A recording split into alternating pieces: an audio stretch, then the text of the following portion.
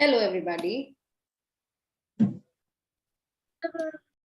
നിന്റെ മ്യൂട്ടാണോ? നിന്റെ ഇത് കാണാമോ? വീഡിയോ പോസ് അല്ല.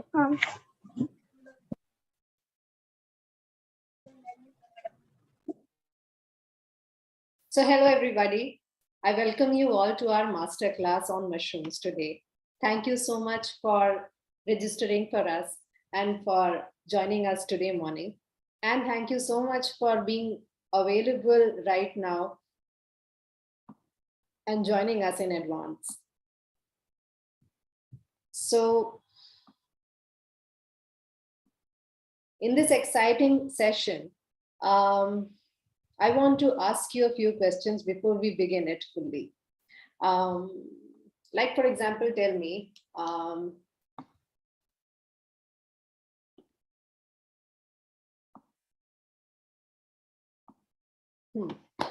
So like, for example, tell me, what are mushrooms really? Do you have any idea what mushrooms are? Yeah? Oh, I see Zeb Siddiqui raising his hand in full swing. Zeb, I'm unmuting you. Please tell me where you are from and in which class do you study, and then give me your answer. 1 second. I think you can unmute yourself. Yeah, go ahead. Can you unmute yourself? No? 1 second, let me check.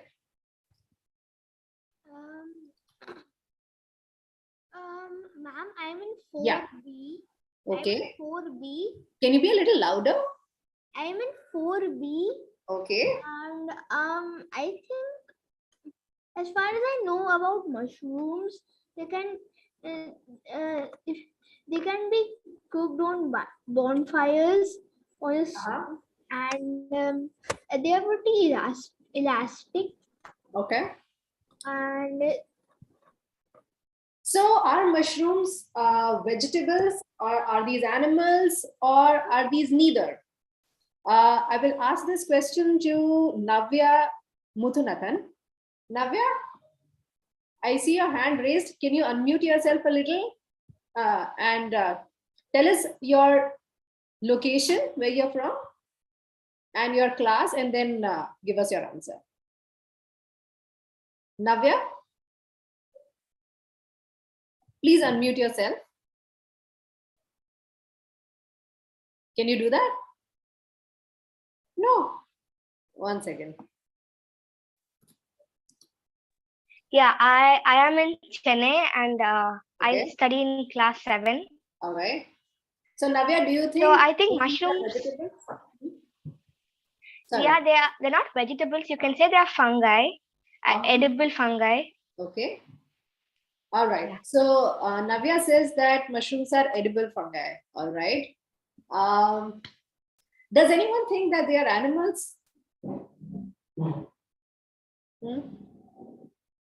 No. Anaga clearly believes that these are not animals, right? Okay. Thanks, Anaga. Okay, my next question. My next question is, do you know that mushrooms are the garbage cleaners of nature? So if they are the garbage cleaners of nature, do you think they are of any use to us at all?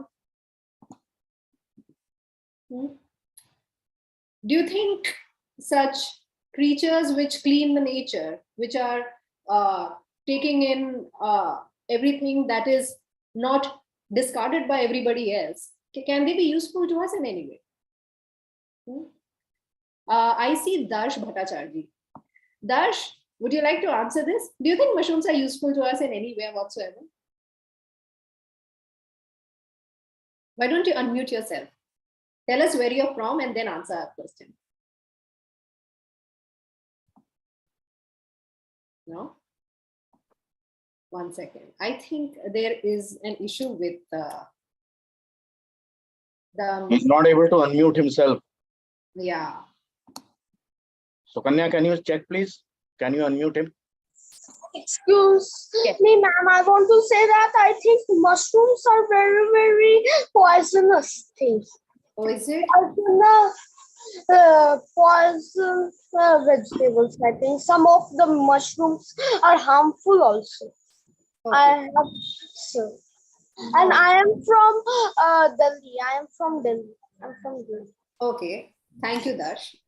Um, Ma'am. oh, Srijan Sharma looks like a very small child.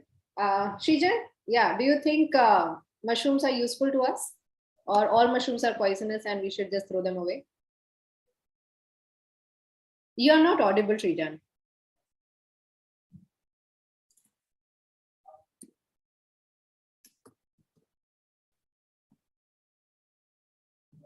Can you be a little louder? No?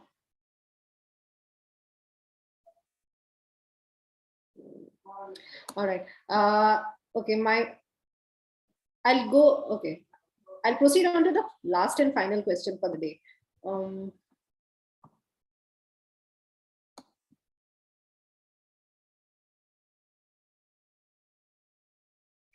Hello, ma'am. Yeah, Srijan, yeah. Ma'am, some mushroom has carbohydrate. Oh, I see. Some mushroom we can eat and we can't eat some mushrooms because they are poisonous. I see. Okay. So you believe that mushrooms are of a little use to us? Yes, ma'am. Not all. Okay, fine. Thank you, Srijan. So we now know that mushrooms have many exotic features. In fact, if some of you remember your classic tale, Alice in Wonderland from the childhood, you would know that when Alice was in the Wonderland, she had to face a voracious centipede. And that centipede was so huge that in order to fight that animal, she had to become very big herself. So once she defeated that centipede, she wanted to get back to her normal size. Now, in order to get back to her normal size, do you know what she did? She had a mushroom so that she can reduce herself. So that's how we have always been surrounded by very mystical and very exciting facts about mushrooms. But do you know if all these spellbinding features are actually facts, or are they just things that we have fascinated about? In fact, there are something called magic mushrooms, if you don't know. If you eat them, you can smell everything around you, even things that don't actually have smells. There are some mushrooms which are very normal and simple, of which you make vegetable, of which you use as vegetables, like the ordinary mutton mushroom sabji. There are some mushrooms which have medicinal properties, which can be used to treat cancer, whereas there are other mushrooms which are even poisonous. So therefore, mushrooms have a very vast diversity, and their world is clearly out of our world. So let's invite our guest for the day. Our guest today is Shrey Gupta. Shrey is an environmental microbiologist, and he specializes in mycology. Now, mycology is the study of fungi and mushrooms in particular. And Shrey is very aptly based in the mushroom city of India, which is Solan in Himachal Pradesh. He has more than 8 years of self-taught experience and academic experience in identifying and foraging for mushrooms. He conducts guided nature walks, zero waste mushroom growing sessions, and has been demystifying and simplifying the world of fungi for people across all age groups. Currently, he is compiling a report on the mushroom species of India under the Citizen Science Project, and he is working as a sustainability educator with the Wipro Foundation. And now, before I request Shrey to begin with our masterclass on mushrooms, I want to let you all know that we will have a question and answer time towards the end. So you can jot down your queries and paste them on this chat strip here. The chat is open throughout the session. And if not, you can also ask your question directly to Shrey once I open the session towards the end. So I will now request Shrey to please come and take over and tell us about the enthralling world of mushrooms. Yeah, so a very good morning to everyone. And first of all, I would like to thank Anubhuti, Suparno, and the entire CSC teams for having me in today's session. And I'm really excited to do the session with all of you today. And it's very exciting to see a lot of students joining in for today's session. So in today's session, we will be exploring, as we all know, we'll be exploring the world of mushrooms around us, right? And so in the past 2 months, we have all experienced a lot of monsoon, and you all might have seen a lot of mushrooms around you during the past 2 months. And when we look at mushrooms, they are just like alien species to us, right? Most of the mushrooms. And unlike plants, we know very, very little about mushrooms and their world, right? So in today's session, we'll try and explore the exciting world of mushrooms. We will understand how do we spot mushrooms first of all. Like if we go in the wild, how do we spot mushrooms? Where do we find mushrooms? Right. We'll also try and understand how to identify them to some extent. We will also learn about different mushroom ecosystems and how do mushrooms they sustain life on Earth, including the life of us humans, right? That is something that we will explore, and then we will also understand how do we observe the mushrooms in the wild, since there are lots and lots of mushrooms in the wild, and as Navya was mentioning right now that mushrooms are edible fungi. It was very interesting to hear, and others shared that mushrooms are poisonous, right? But mushrooms can be of different types, right? They are not just poisonous or edible, but they can be medicinal also. And some of them are, for other uses also, right? So we'll try and explore that. And then some mushrooms are in the borderline. There are lots of mushrooms which have not been identified until now. In fact, I would like to say that most of the mushrooms that we know of are not identified in until now. So right, so we'll also understand how do we observe any wild mushroom that's around us. So for that, I'll be sharing a very simple, like 5 keys, very simple 5 keys or features that you can use to study or observe mushrooms around you. And then I'll also be walking you through the 10 most common mushroom varieties, like 10 of the common mushroom varieties that you might have seen around you or that are very common in India, right? So, all right, so let's begin with today's exciting session, and would like to start with what is actually a mushroom, right? So, so like when we talk about mushrooms, so some of you might already know this, like Navya already mentioned, mushrooms are a type of fungi, right? So for those like who don't know this fact, like you might be amazed to know that mushrooms are actually a type of fungi, right? So they are a type of fungi, but interestingly, all the fungi do not have the ability to produce mushrooms. So for example, I have a piece of bread in my hand right now.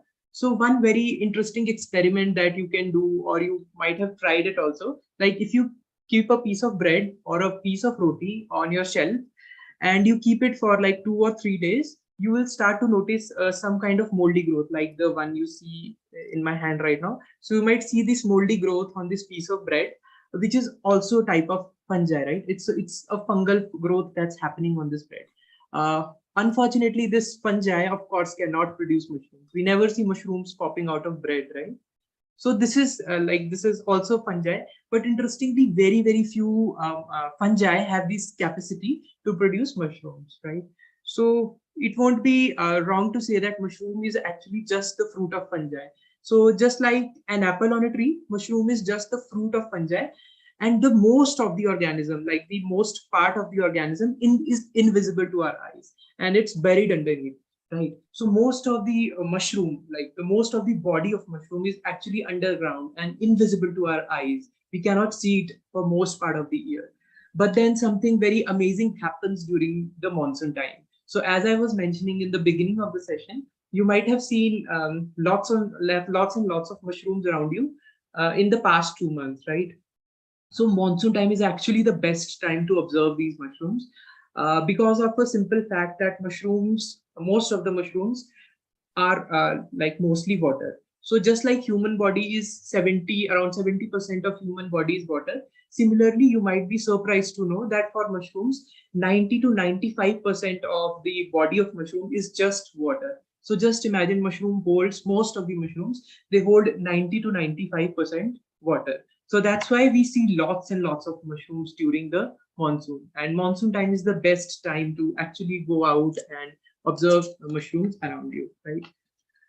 So the very starting point of mushrooms. So like, how do mushrooms grow, right? And how do they even come into existence, right? So let's try and explore their hidden life cycle. As I mentioned, like their entire life cycle is right beneath our feet, but it's invisible to our eyes. So you can do a very simple experiment to understand the life cycle of mushroom.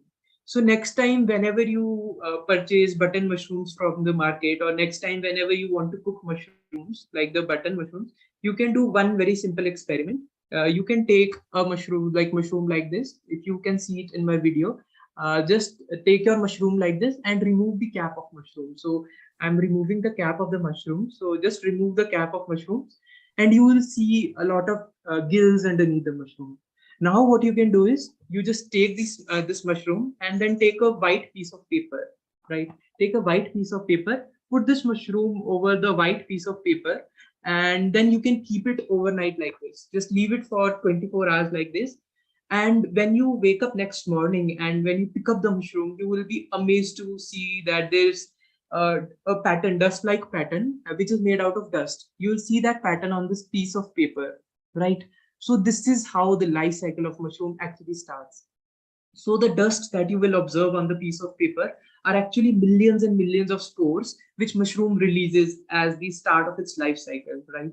So although like these mushrooms, like these spores, they are invisible, but we can only see them through a microscope. So if you observe this dust under a microscope, you will see like the entire structure, like how does a spore look like. So that's the starting point of the life cycle of mushrooms. So unlike plants, mushrooms, they release millions and millions of spore at any given time. And there's a reason why it's releasing so many spores, right? So the reason why mushroom is releasing millions of spores is because most of these spores are going to die, right? Only very few, like less than 5% of these spores will survive. Rest of them will die, right? Because there is no nutrient coating around these spores. And now these spores will be released into the atmosphere. And then what happens is these spores, they will settle on different surfaces. Like some of these spores will settle on pieces of wood, some of them will land on the ground, some of them might land on like different types of surfaces, right? But when the conditions are right and the conditions are favorable, some of these mushrooms, they start to germinate. And as soon as these spores, they germinate, these spores produce a thread-like structure, which is called as hyphae. These thread-like structures, again, we can only see them under a microscope. But you might be surprised to know that these thread-like structures, they can run for miles. Like they can run on for miles and miles right beneath our feet, right? So they keep on spreading these thread-like structures. And then at certain point of time, these hyphae, these thread-like structure, they bunch together. And when these hyphae, they bunch together, they form even a thicker thread-like structure, which we call as mycelium. So under the ground, this is how mycelium would look like, right? It becomes very thick and dense. This thread becomes very thick and dense, and it's happening right beneath our feet, right beneath the ground. And at the same time, this mycelium, it starts to accumulate nutrients. So while we see the mushrooms just just in the monsoon time, like just for 2 or 3 months, but for the rest of the year, the mushrooms, like this mycelium is gathering all the nutrients so that it will produce mushrooms when the conditions are right. So it keeps on gathering nutrients, and then at certain point of time, we observe very small bulb-like structures coming out, and these are known as pinheads. So pinheads is the starting point of life cycle. Like it's the point where mushroom actually starts to grow. Now, interestingly, mushroom won't pop up until the humidity is very high. Like mushrooms need a lot of humidity so that they pop up. And so when the humidity is very high, this is what we see, right? We see a mushroom popping out of the ground. But interestingly, you might be, as you see in the screen also, we just see the mushroom, right? But the majority of the life cycle is unfortunately invisible to our eyes. And that's also the most amazing parts, because like mushroom is just one very small aspect of the life cycle of the entire life cycle, right? And now this mushroom, this will release the millions and millions of spores again, and then the life cycle will again start. So the only reason mushroom is popping out in the monsoon is to complete its life cycle, right? So the most of the life cycle is actually invisible to our eyes. As we can see, the first phase, the spore phase, is invisible to our eyes. Similarly, we cannot see hyphae. It's also invisible to our eyes. We cannot see mycelium for most part of the year. It's invisible to our eyes. And what we see is just mushroom. That is the fruit of this entire fungi, right? So this life cycle is just happening right beneath our feet, but we are just able to see one very small aspect of it, which is the mushroom, right? So I would insist everyone that you can, next time whenever you purchase button mushroom or you're cooking mushrooms, do this very interesting experiment, right? So this is what the life cycle of mushroom looks like. Now, interestingly, we will explore the different types of mushrooms that are around us, and we'll be observing them through, very 5 simple keys. So for the next few slides, like I'll be telling you how do we observe mushrooms around us. And to observe mushrooms, I'll be sharing 5 very simple keys, very, very simple 5 keys that you can use for identifying mushrooms. Again, like all the mycologists, like have their own way of observing mushrooms around them, but these keys, like these are the keys, like 5 keys that I have come up with that can help, that are like that are most suitable for me to observe mushrooms around me. And I hope like this will be useful for you as well to observe the mushrooms around you, right? So let's start with the first key. The first key is the texture of the mushroom, right? So mushrooms, they come in various kinds of texture. First of all, like there is a big myth that is around mushrooms. Some of you might think that touching a mushroom is poisonous, but you might be surprised to know that you can even touch a poisonous mushroom. It will not cause poisoning until and unless you wash your hands. So there is no toxin in the mushroom that can penetrate your skin, right?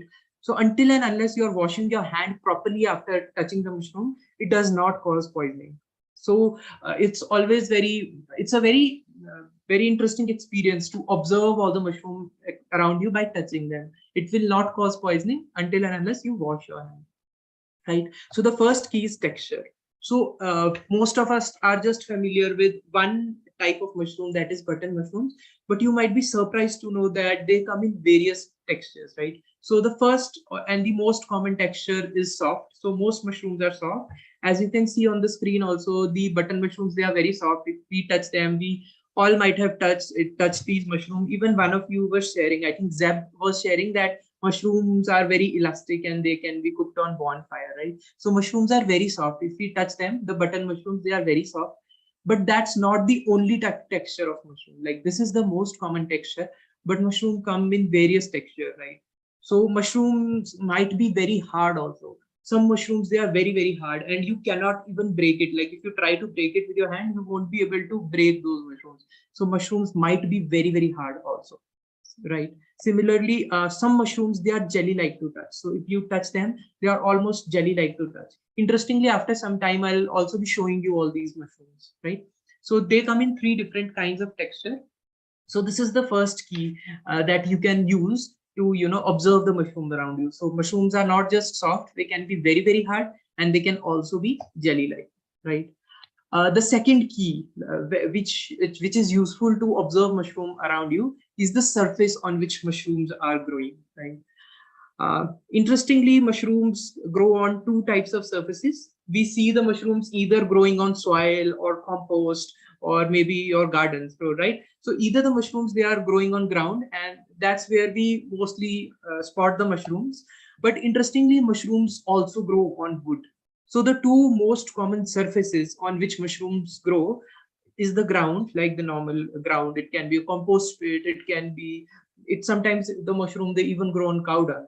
It can be your garden lawn. So that's the first habitat. It grows on ground, but mushrooms also grow on wood, right? So this is the next thing you might want to observe when you spot a mushroom around you next time, that where is the mushroom popping out from.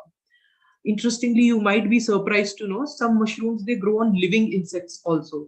So after the session, you can search for a mushroom variety. It's called cordyceps. So cordyceps is a mushroom that grows on insect, and it has a very, very interesting life cycle.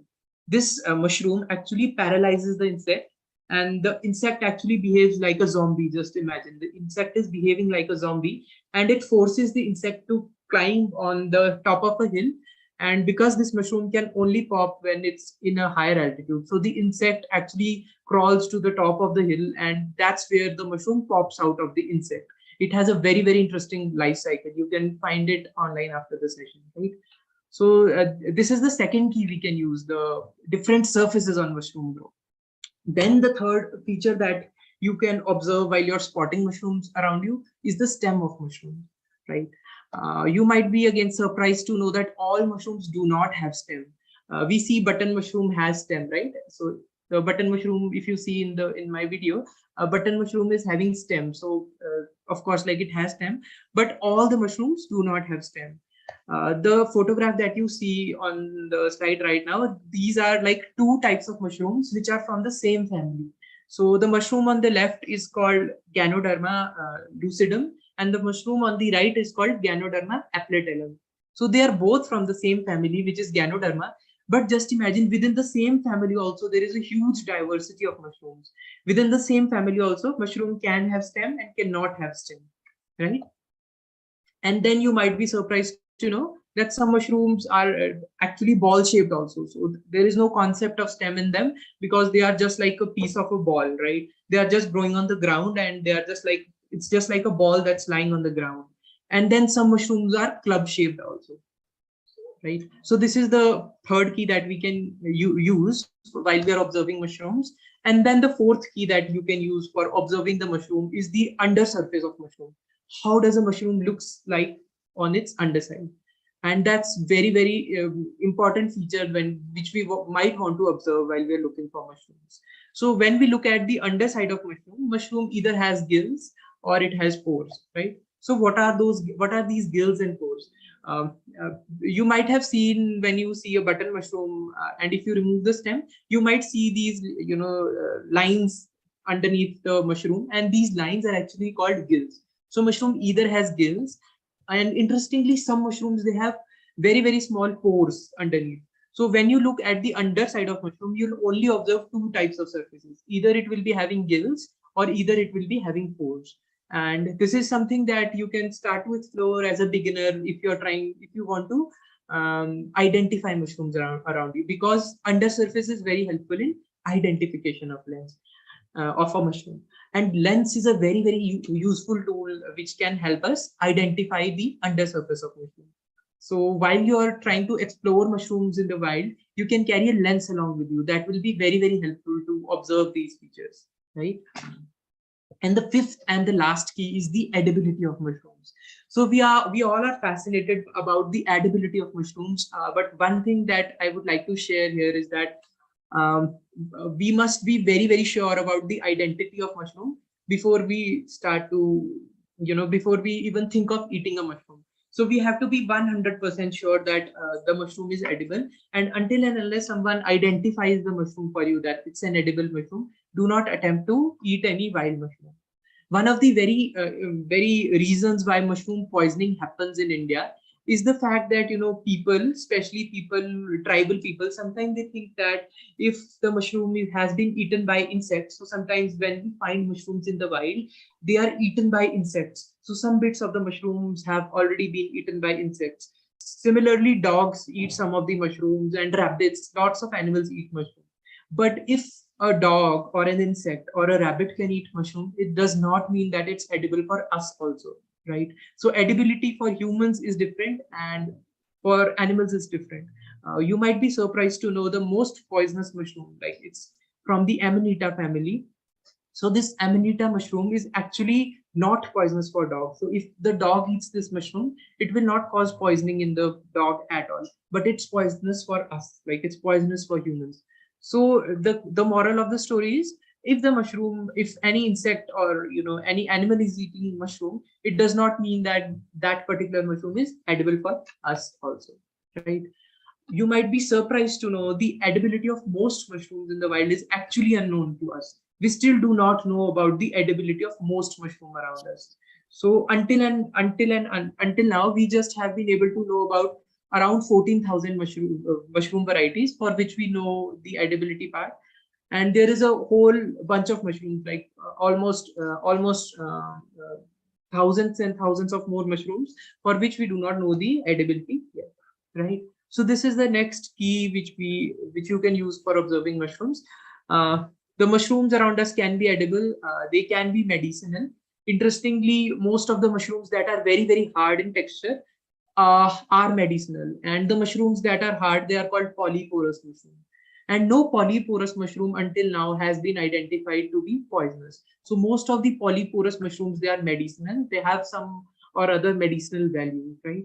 So this is the second key. The third key is inedible.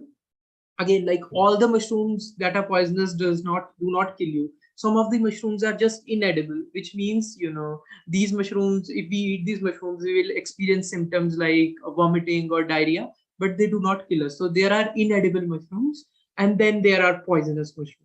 So the poisonous mushrooms are the ones that can actually kill us, right? So these are different types of mushrooms. Now we'll do something very interesting. I'll be showing you all these different mushroom types with me. I hope my screen is pinned and everyone can see my screen. Yeah. So all right. So now we'll observe like all these mushrooms, and I'll show you. I'll start with the button mushroom. Like this is the mushroom that I think all of you might have seen, right? This is the button mushroom which we can procure from any farmer's market or from the market, right? So this is button mushroom. Now, if we see, this mushroom is very, very soft, right? And how do we identify button mushroom? So for button mushrooms, this is called agaricus. Like its scientific name is agaricus. So all the agaricus mushrooms, you might be surprised to know, like right now the gills that you see are brown in color, but when this mushroom is very, very young, these gills are pink in color. So if you pluck a very small button mushroom that has just started to grow, you will see these gills are pink, and with time they turn brown in color. So and their cap is white. So this is like basic identifying features of button mushroom. They are very, very soft to touch, right? So this is very, very soft to touch, and this is the most common texture of mushroom. But now let's see some other texture of mushroom. So mushroom can be jelly-like also. So mushroom that you see in my hand, it's called wood ear because it just looks like an ear to us, right? And it's jelly-like. If I touch it, it's very squishy. It's a very jelly-like mushroom, and it's actually like jelly-like to touch, right? So this is the second texture. Like mushrooms can be very jelly-like. Now there is also one very interesting texture. Mushrooms can also be very hard. So the mushroom that you see in my hand is a very, very hard mushroom. And if I attempt to bend it, I won't be able to bend it. Like it's very, very hard mushroom, right? So they come in different types of textures. Now, interestingly, all the mushrooms, as I mentioned, do not have stem, right? So I'll show some mushrooms over here.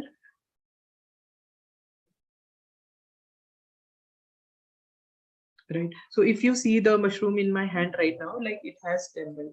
So this mushroom has stem. Similarly, button mushroom also has stem, right?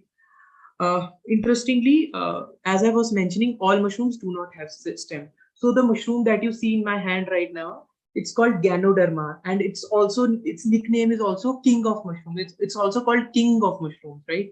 Because it has very high medicinal value. And this mushroom is called Ganoderma lucidum. Now this mushroom is again Ganoderma. So just observe, within the same mushroom also there is a big diversity. So Ganoderma lucidum, which is also called king of mushroom, it has stem. So there is a stem which I can actually hold, right? But this mushroom, which is called Ganoderma apnetum, it has no stem at all. So it does not have stem. So just imagine the same family, like mushrooms, both of these mushrooms come from the same family, but one has stem, the second one does not have stem. Interestingly, this mushroom is also called as artist's conch. And the reason why it's called artist's conch is if we look at the underside of mushroom, and if we take a sharp object, we can actually draw on this mushroom. And this drawing will stay forever. This mushroom is very hard, it won't break, it won't spoil. So you can actually draw on the backside of this mushroom, and that drawing is going to stay forever. So that's why it's called artist's conch, right? Now, interestingly, mushrooms can be ball shaped also. Can you see the mushroom in my hand right now? This is called puffball, and if you see, it's completely ball shaped. Like there is no concept of stem, and this is how it grows on ground also. Like it's just lying like a ball on the ground. There is no attachment. Like if you pick up this mushroom, you will find no attachment at all, right? So mushrooms can be ball shaped also. These ones are called puffballs. These puffballs, they are edible when they are young. So when they are edible, you can eat them. But when they mature, they produce lots and lots of spore, and the entire mushroom turns into a dust from inside. So if we check the like the inside of the mushroom, so if I open this mushroom, can you see lot of dust inside the mushroom? So when we see this dust, this mushroom becomes inedible. So at this stage, it's not edible. So the key to eat puffball is to harvest it when it's very, very young, right? So this is another texture. Similarly, this mushroom that's in on my hand, it's called coral fungi. So the scientific name is Ramaria, but it is also called coral mushroom, coral fungi, because it just looks like the corals which are found under the sea, right? So this is called coral fungi, and can you see these are club-like? Like their shape is club-shaped. So it's just club-shaped and like a completely different stem structure, right? So the mushrooms can have different types of stems, right? Now, interestingly, I'll tell you how to use a lens to identify mushroom. So using a lens is very, very important when we are trying to identify any mushroom. And when we look at the underside of any mushroom, so let me take two mushrooms as examples over here. So the mushroom in my hand right now is called oyster mushroom. It is the most commonly cultivated mushroom in the world. It's called oyster mushroom. We also call it dhingri in Hindi. Some of you might have seen in the market, and it's it's the easiest mushroom to grow. I see Kavish already has a lens in his hand. That's very, very interesting. Wish Kavish you had a mushroom also to observe. That would have been very, very interesting. Okay. Yeah, so you can use a lens to identify the mushroom. And whenever we see a mushroom, whenever we harvest a mushroom, the first thing that we observe is the underside of the mushroom. So we just have to turn the mushroom upside down, and when we see it through a lens, you might see these gills. Like it has these gills underneath. So this is the most common surface. So it may have these lines which are known as gills. But interestingly, some mushrooms don't have gills. They have something called as spore. So the mushroom that I have on my hand right now, it grows on wood.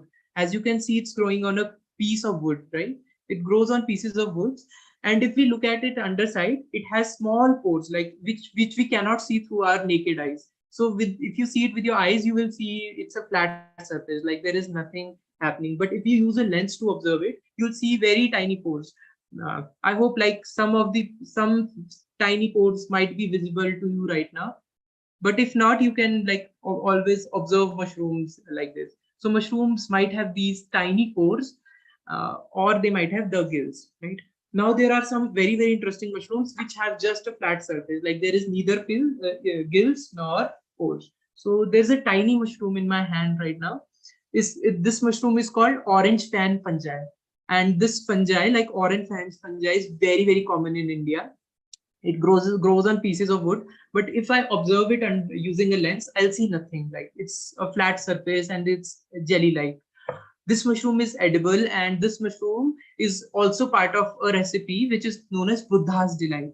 So Buddha's delight is basically a recipe where we mix different types of wild foods, and it's a traditional recipe, and it's one of the main ingredients in that recipe also. So again, it's called orange fan fungi.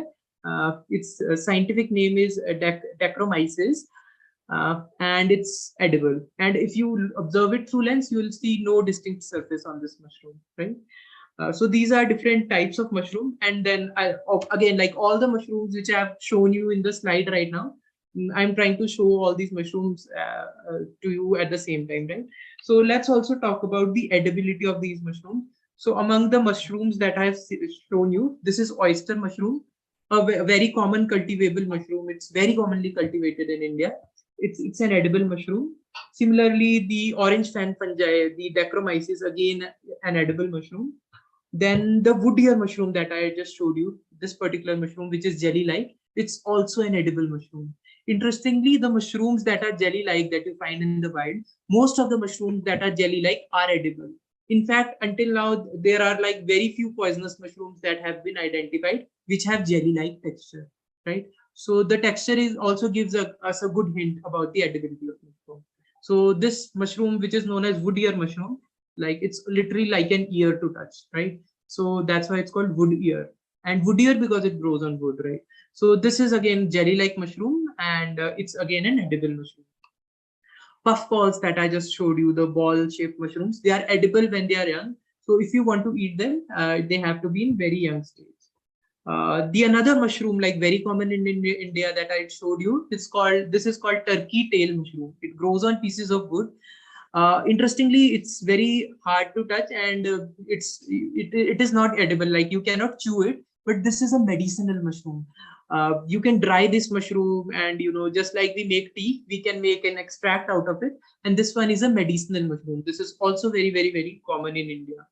Then we have this mushroom, this giant mushroom, which is known as Ganoderma.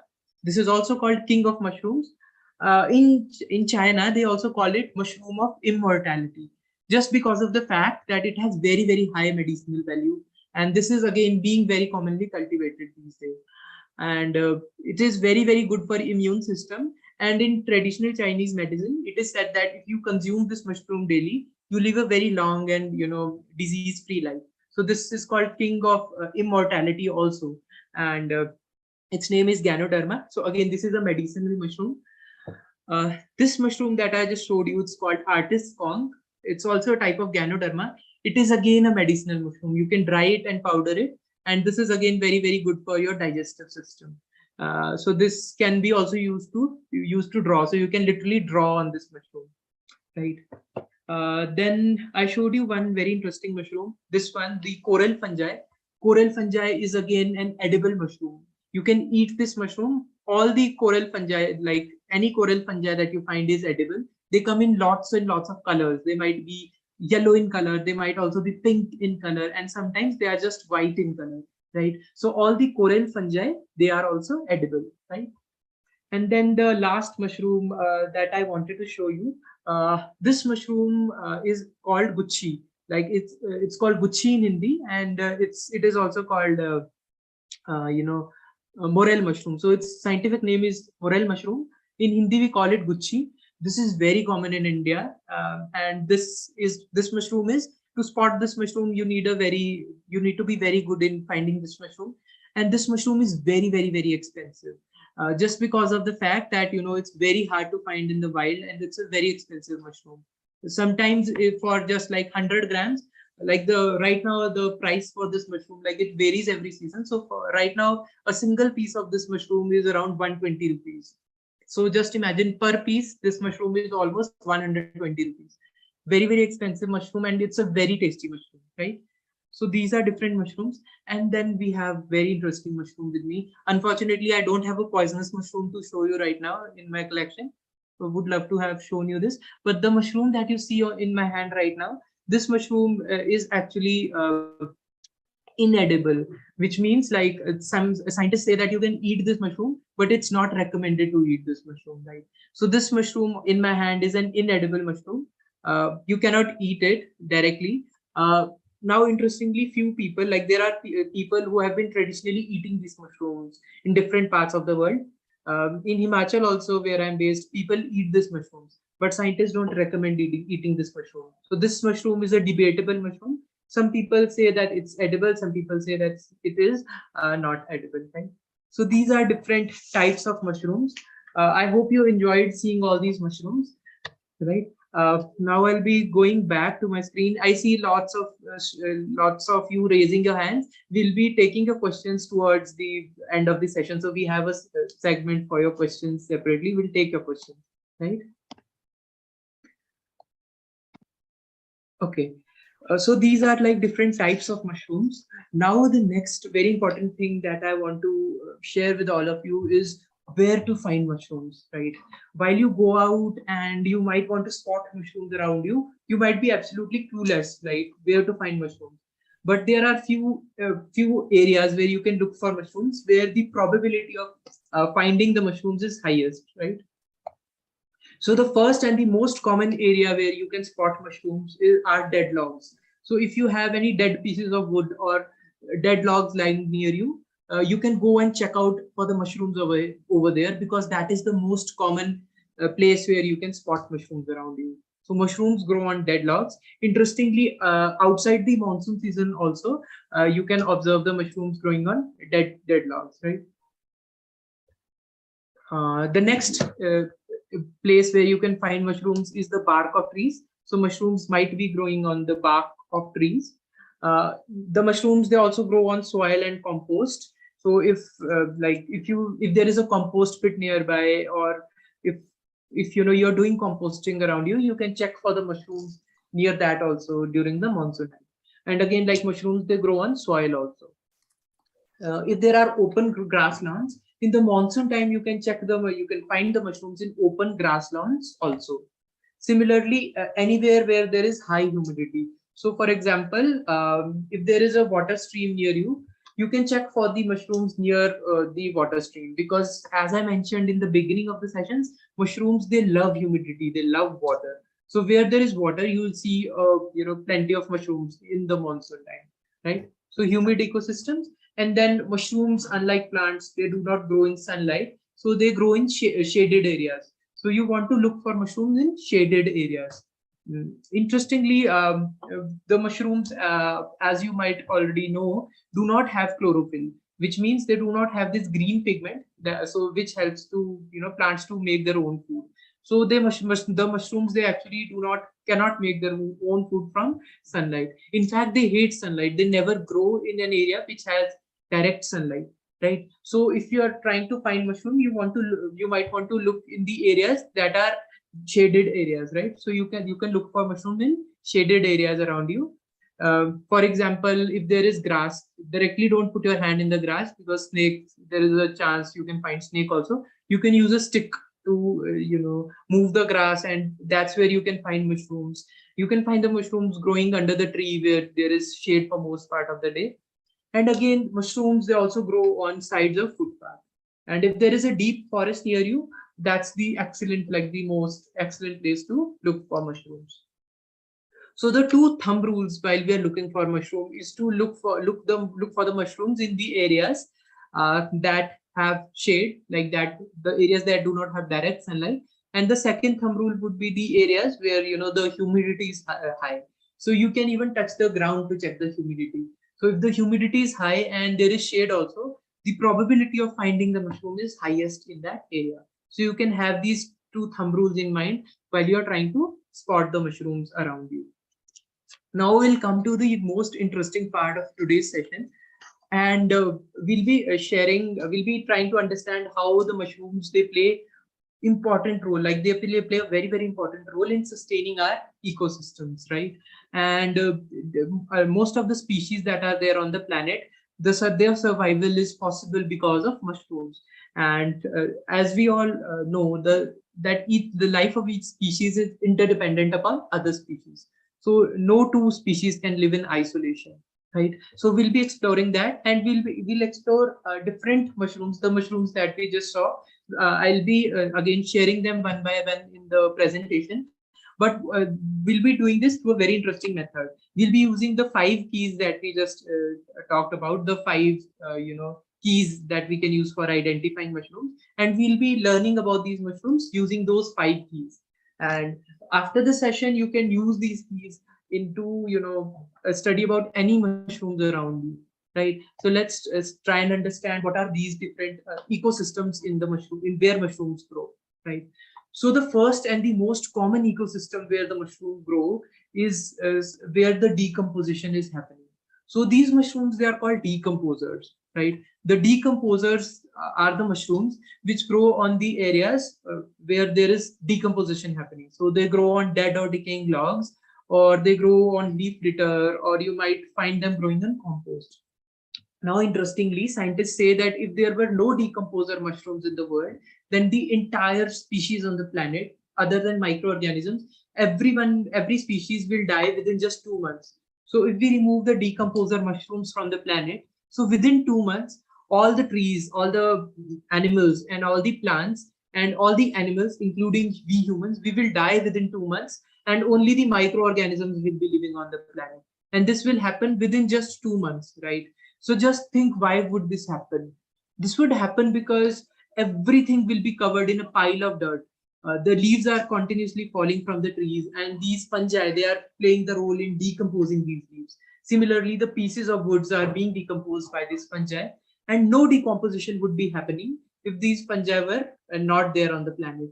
And everything will be covered in the pile of dirt, and everything will die within just 2 months, right? So they play one of the most important role in sustaining our ecosystems.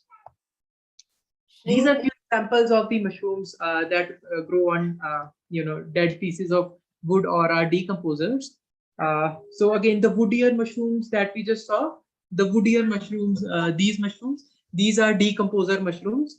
They are edible and they grow on dead and decaying pieces of wood, right? So they have like, we can study them through 5 key features, right?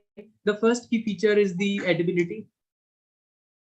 Shrey, I'm sorry to interrupt you. I just wanted to let you know that we have only a few more minutes to go. So it would be very nice if you can quickly take us through the PPT.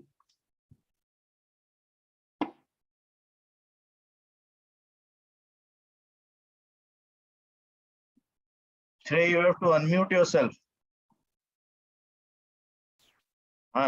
Yeah, all right. Yeah, so again, yeah, so all right. So I have already discussed all these mushrooms with you. So again, like, you're already familiar with this. So I'll not be spending much time in that. So like, these are all the mushrooms that we just saw, and this is the collection of these mushrooms from different parts of the country. So you can also click the photographs and maintain a kind of photo collection of these mushrooms. Similarly, the mushroom that we saw, the orange fan fungi, it's also you can see it, like, there are different you can use these keys to explore these mushrooms, and this is also very common in India, so you might spot it in different places. These are different places where it has already been spotted in our country. Yeah, so the next category of mushrooms are the symbiotic mushrooms. These mushrooms, they live in association with trees, so they live in very, very close association with the trees. And so if there are no trees, like if the deforestation is happening at a very rapid rate these days, and some of these mushrooms are getting extinct due to deforestation, right?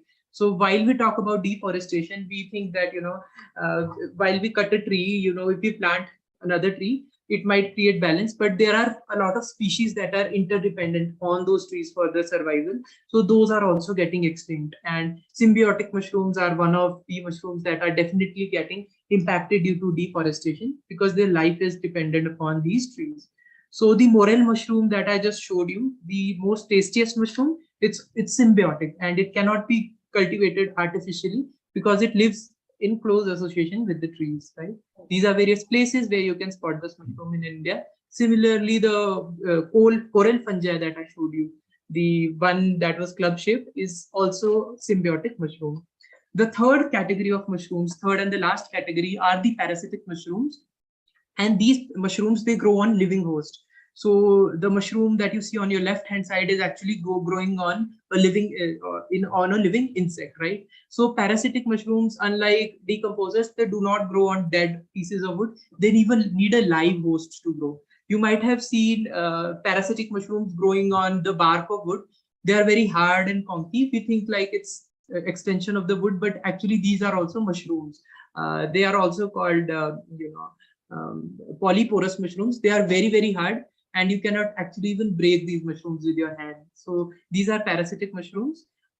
Interestingly, parasitic mushrooms, they grow annual rings each year. So you can also calculate their age. You can roughly estimate their age by counting the rings on these mushrooms, right? This is one common parasitic mushroom which is found in India. This is called Philenius. And similarly, Ganoderma, the king of mushrooms that I just showed you, is also a parasitic mushroom. It grows parasitically on trees, and it's very, very common in India. Just see all the places where it has been spotted until now. See, so there are different areas where this mushroom has been spotted, right? Yeah. So quickly, I just want to go to one last thing that I want to cover. Yeah, right. So how do we identify mushroom? One thing that I just mentioned, that whenever you spot a mushroom, there are various applications that are available, but you should never rely on these applications to identify a mushroom. Google Lens, you all might be familiar with. On a Google Lens, you can check the identity of various plants, but never try and attempt to identify a mushroom using Google Lens, because it cannot help you clearly identify whether the mushroom is poisonous or edible. So in order to get a mushroom identified, we need to click the photographs from 3 different angles. Then only we can positively identify a mushroom, right? So this is like very important part, since like you cannot identify any mushroom with one single photograph. So the first photograph that we need to take is of the habitat where mushroom is going. So the image on the left hand side, we can clearly see that mushroom is growing on a dead piece of wood. Similarly, the image on right hand side, we see the mushroom is growing on forest floor. So it should cover the habitat, like where the mushroom is exactly growing. So this is the first photograph. The second photograph is of the underside of mushrooms. How does the mushroom looks on the underside? Does it have stem? Does it has gills? So that should be clearly visible, right? The next thing that should be covered is the cap of the mushroom. How does the mushroom looks from the top surface? How does its cap looks like from the top surface? So these 3 photos we need for each and every mushroom, so that it can be identified. You can also click a smart photograph like this one. So this is just one photograph, but it covers all these 3 features. We can see the cap of the mushroom, we can also see the underside of the mushroom, and we can also see the habitat where this mushroom is growing, right? So see, these are different photographs that you can click to identify mushrooms. This is a very interesting video, like to summarize the session, like summarize all what we have learned until today. This is a video you can check this video later. It's easily available on YouTube, which talks about fungi being the largest organism on Earth. So you might be surprised to know that we thought that blue whale is the biggest organism on Earth. At least when I was studying in school, we were taught that blue whale is the largest organism.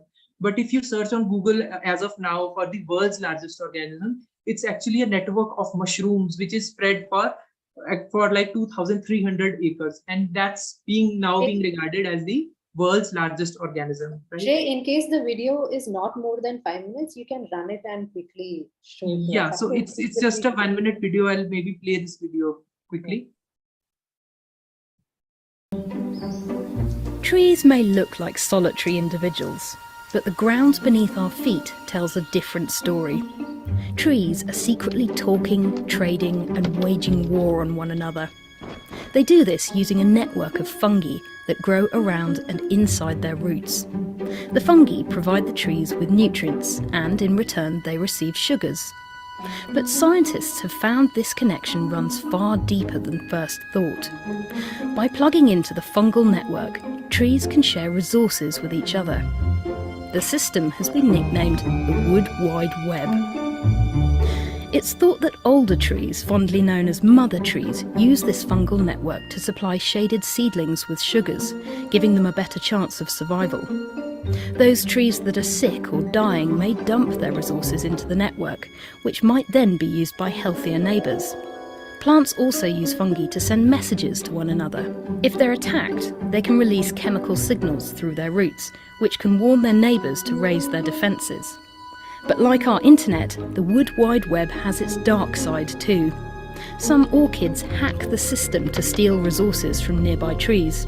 And other species, like the black walnut, spread toxic chemicals through the network to sabotage their rivals. Arboreal cybercrime aside, scientists are still debating why plants seem to behave in such an altruistic way. The hidden network creates a thriving community between individuals.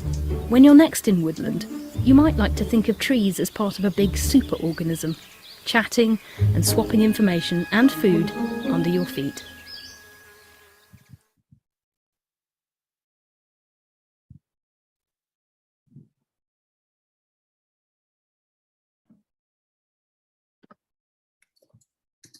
Yeah. So this video is a very interesting video that talks about fungi being the largest organism, and as we just saw in this video, the entire forest is actually acting like a one conscious being due to this hidden network of fungi which runs under the forest, right? So mushrooms have now been regarded as the world's largest organism, and specifically there is a patch of mushroom located in a place called New Oregon in USA, which is spread across 2,300 acres. So that has now been regarded as the world's largest organism, because this network of fungi, or this network of hidden network of mushrooms, is spread across 2,300 acres, which is now being regarded as the world's largest organism, right? So this is how fascinating fungi are, and I hope today's session opened your perspective of mushrooms, and I hope while you go out, you find all these mushrooms. And since monsoon is already there, and outside monsoon also, there are a lot of mushroom varieties that are there. So I hope after the session, you go out and find all these mushrooms around you. Anubhuti, if we have time, I have a very small quiz for everyone based on today's session. Should I go ahead with that? Sure, I think that would be a nice idea to wrap up. Yeah. Let's quickly do that within a minute or so, and then Yeah. and I think we should have a Q&A session, because a couple of friends from the audience have written to me and they have queries for you. So if you Yeah. can extend for 5-10 minutes and answer their queries, that will be very nice. Yeah. So of course, we can. Let's do the quiz quickly. Yeah. Okay. So just to give you an idea, so this is the last very interesting point that I wanted to share. Actually, the weight of fungi on Earth is very, very high. It's far higher than all the animals combined, right? So scientists estimate that the total weight of fungi on Earth is almost 12 gigaton. Now, if we compare it with animals, all the animals, they are just 2 gigaton. And if we compare it with humans, we humans are actually insignificant in terms of weight. Like, we humans are just 0.6 gigaton. And now just imagine something that is a microorganism that is invisible is actually 12 gigaton, far higher than all the animals combined, which are just 2 gigaton, right? So yeah. So based upon what we have learned in today's session, I have a very interesting quiz for you all. You can use a chat box to share your responses. So it's a very short quiz of 10 questions, right? So this is the first question. We have 4 mushroom photographs over here. Can you identify which is the parasitic mushroom? Which amongst these is parasitic? You can share your responses in the chat box. Okay, I think there is a competition between A and C. Okay. Very interesting.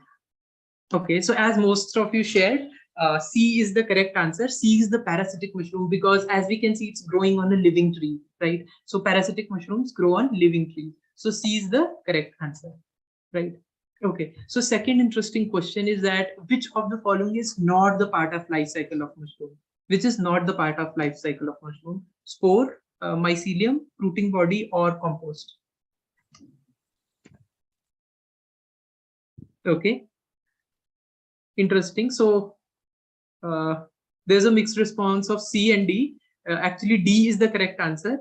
Compost is a place where mushroom grows, but it's not the part of life cycle of mushroom.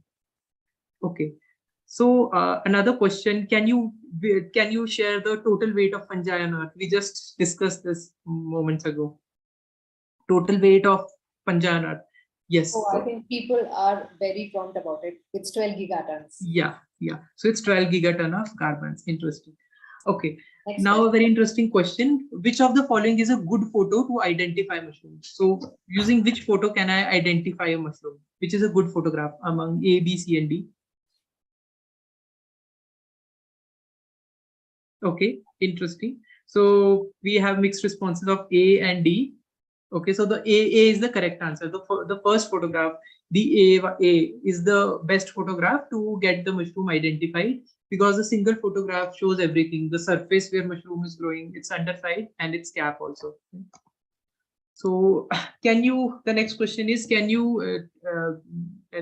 the humongous fungus, the world's largest organism, covers a total area of, what is the total area that this fungi covers? Okay, so interesting. Most of you shared, it's almost 2,300 acres that this fungi covers. Okay, now very interesting question. We all know the name of different vegetables in Hindi. But mushroom, can you name mushroom in Hindi without using Google? Like if anyone knows the name of mushroom, what do you call mushroom in Hindi? Okay, so we have kukur mutta, pichi, button. Okay, so interesting. The reason why I added this question is that we know the names of vegetables in Hindi, but mushrooms, for mushrooms, we rarely know its Hindi name. So interesting responses coming in the chat box. So the exact name for mushroom in Hindi is khumb. So one of you already shared khumb in the chat box. So khumb is the correct Hindi name for mushroom. So we call mushroom as khumb in Hindi. Okay, true or false? Mushrooms love sunlight. All right, we have Yes. a very So- alert audience which says Yes. the answer Yeah, is so- false. Yeah, so as you all shared, it's false, right? Mushrooms, they do not love sunlight. Okay, true or false? Mushrooms are microorganisms. Yes. Great. The So, chat is flooded with true. yeah. So as all of you shared, mushroom is actually a microorganism. Again, true or false? Mushrooms that are parasitic on insects can grow on humans too. What do you think? The mushrooms that grow on insects, can they grow on us also? True or false?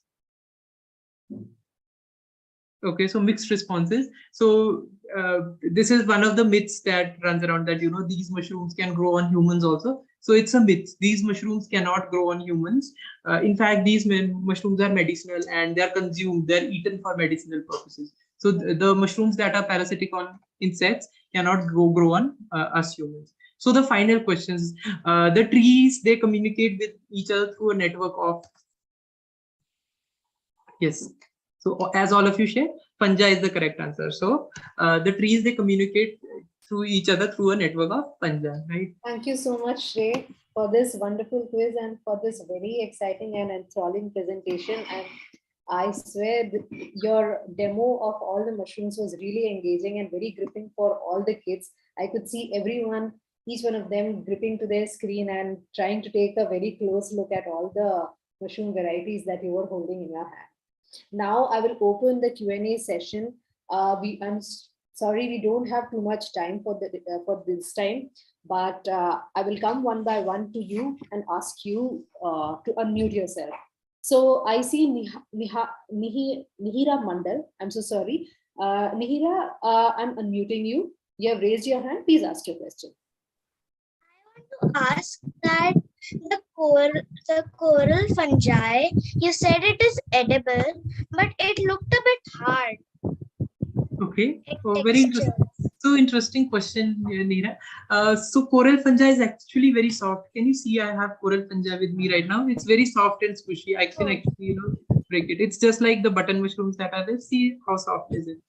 So it's a very soft mushroom. You can eat it, and it's a very tasty one also.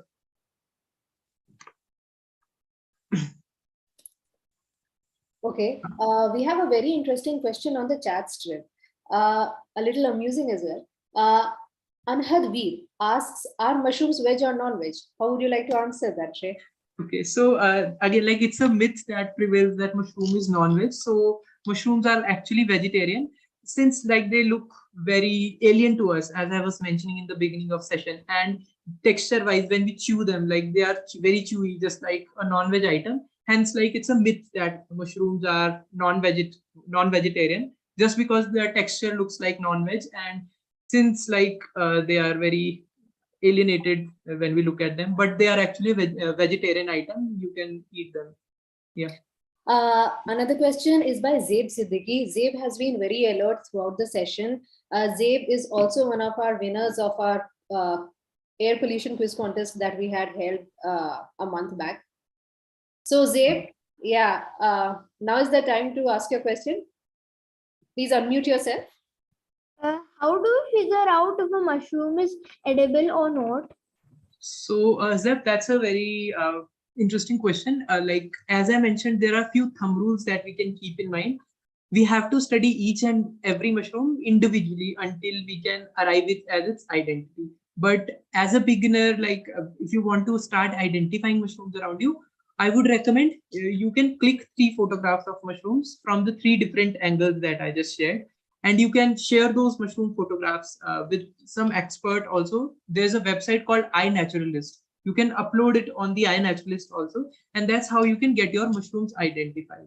A basic thumb rule for identity again is that if we check the mushroom from the underside, so the key is to start identifying mushrooms from the underside.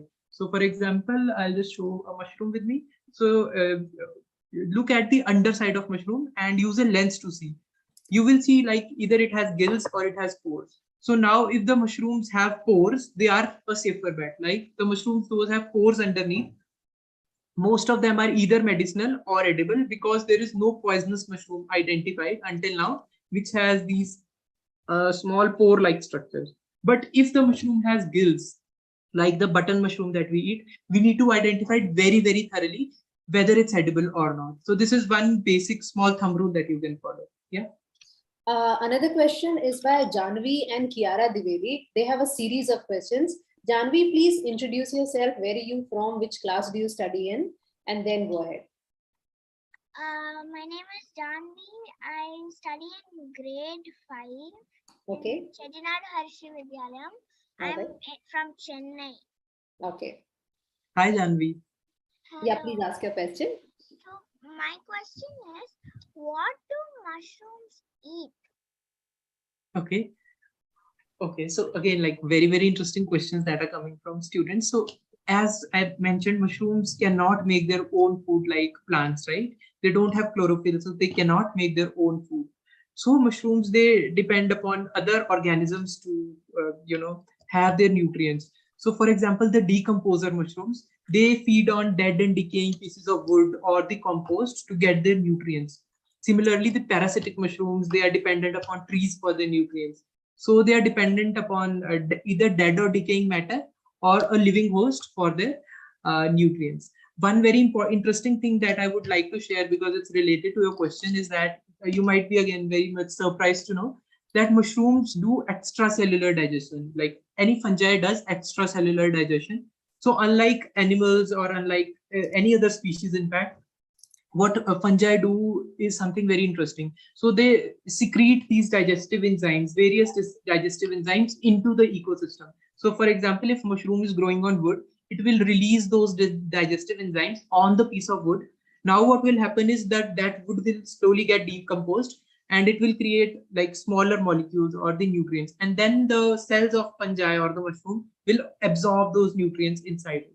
So that's a very cool and different way how mushrooms, they do their nutrition. Very interesting question. We have a few more questions. I think I'll take maybe 3 more. Okay, so there's one question from, I've seen Vaibhav Satyavarpu raise his hand for quite a long time. Vaibhav, you seem to be a senior student. Please tell us which class you're in and where are you based? Unmute yourself and ask your question.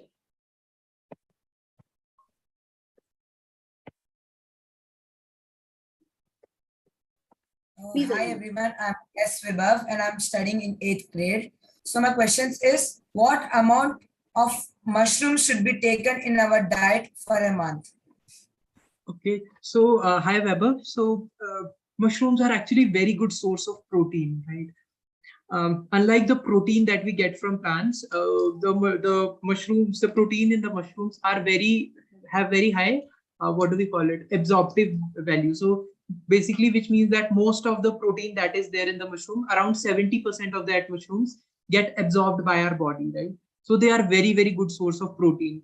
The amount of mushrooms that you would want to eat, like there is no specific amount. You can enjoy as many mushrooms as you want. The only thing that is important while we are eating mushroom is that every mushroom needs to be cooked. Even if it's button mushroom that we are getting from market, never eat any mushroom raw, because the cell wall of mushroom has something which is known as chitin, and our body cannot digest it very easily. So if we eat these uncooked mushrooms, body takes a lot of energy to digest, and sometimes body is not able to digest it. So just make sure you cook your mushrooms before you eat them, right? A second last question maybe. So Arpan has raised his hand for quite a while.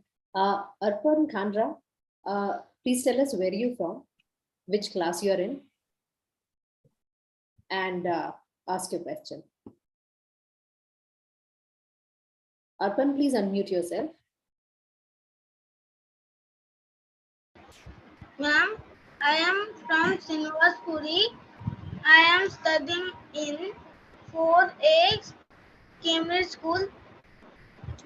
My question is, what is a toxic mushroom? Okay. So hi Arpan. So okay, what's a toxic mushroom? Okay, so mushroom like in itself is not toxic, but what happens is the mushrooms that are poisonous, these poisonous mushrooms, they produce certain toxins, right? Most of the toxins produced by mushrooms, they are called amatoxins. And what happens is mushroom poisoning happens because of the toxins which are released by the mushrooms. Now, most of these toxins are gastrointestinal toxins, which means that these toxins will impact our intestine and stomach. So the poisonous mushrooms, they mostly attack us by attacking our digestive system, intestine, or our stomach. So that's how mushroom poisoning happens. Yeah. Now a last and a final question maybe.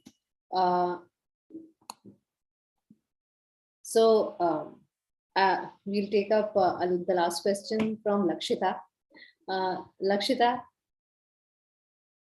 unmute yourself. Niharika, I see your hand raised for quite a while.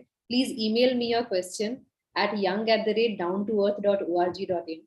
For all those who have been unable to ask your question right now and are keen for them to be answered by Shrey, please send them to me at young@downtoearth.org.in.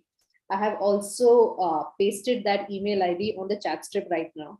So you can send me your queries. I will send them to Shrey and Shrey will answer them for all of you. Yeah.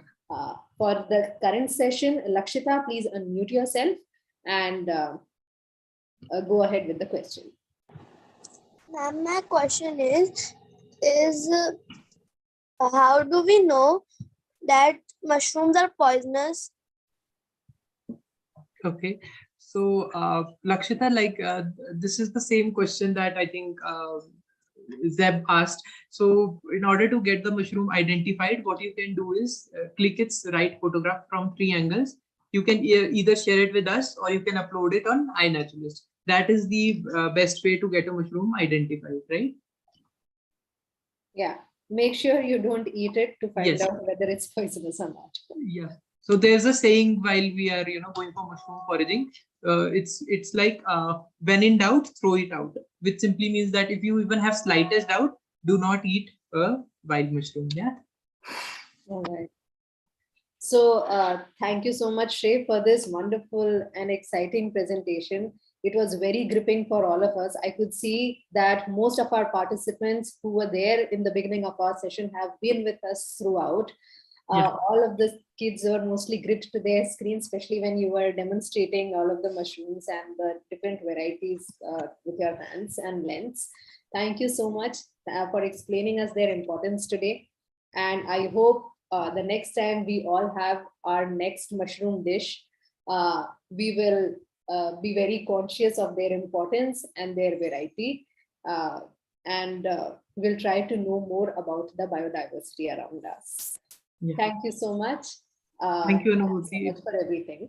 I will now open the entire session and you can say your goodbyes and thank yous and then we'll close. Thank you. Bye, ma'am.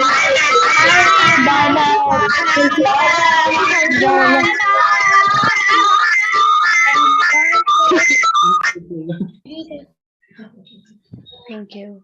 Thank you, everyone. Thank you. Bye. Goodbye, everyone. Thank you. Hopefully, you'll go out and got a lot of